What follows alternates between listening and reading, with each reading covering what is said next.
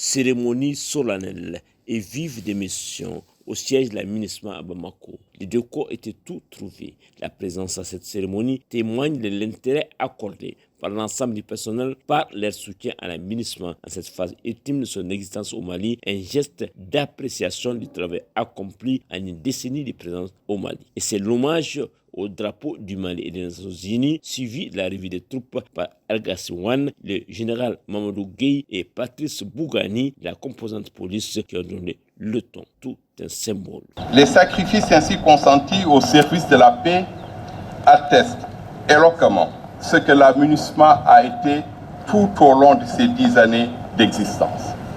Une gigantesque entreprise collective de la communauté internationale en faveur du Mali, marquée du triple saut de l'engagement indéfectible, de la solidarité agissante et du soutien tangible.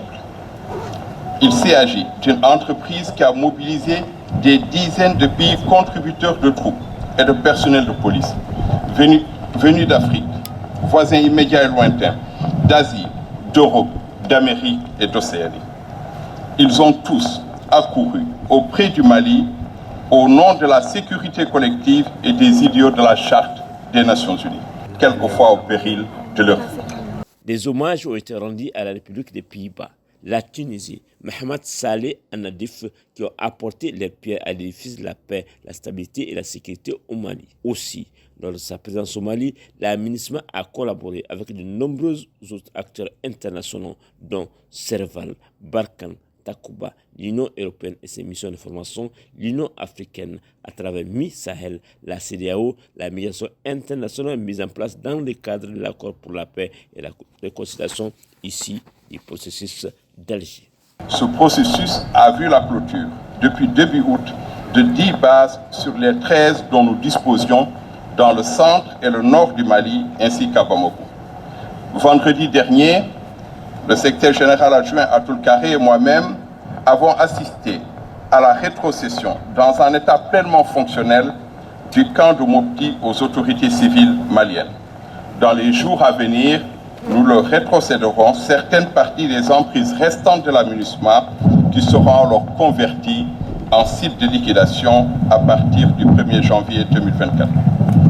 Tous les personnels civils et en uniforme de la mission non concernés par la phase de liquidation auront quitté le Mali d'ici au 31 décembre 2023 au plus tard, donc dans le respect du délai prescrit par le Conseil de sécurité. La cérémonie de remise du livre commémoratif 10 ans de la MINUSMA par le représentant spécial du secrétaire des Nations Unies, Amadou Diallo, le représentant du ministère des Affaires étrangères, le dépôt de gerbes de fleurs en l'honneur des 310 casques bleus tombés au Mali, plus de 700 blessés lors d'accidents divers et certains souffrent de handicap sont parmi les temps forts. Beaucoup d'innovations ont été mises en œuvre au cours de la mission grâce à un partenariat public lié avec les États membres auxquels beaucoup d'hommages ont été rendus. C'est ici pour moi le lieu d'exprimer à nouveau mes sincères remerciements à tous nos personnels, civils et militaires, nationaux et internationaux, qui ont exécuté cette manœuvre de retrait d'une des plus larges opérations de maintien de la paix des Nations Unies dans des délais exceptionnellement courts et dans des conditions logistiques et sécuritaires d'une extrême complexité. Ils ont travaillé sans relâche, faisant montre de courage, de résilience et de créativité pour réussir ce qui, de prime abord, paraissait être une gageure quasi insurmontable. Je salue l'engagement de nos collègues du secrétariat à New York, sans lesquels les résultats obtenus seraient restés hors de portée.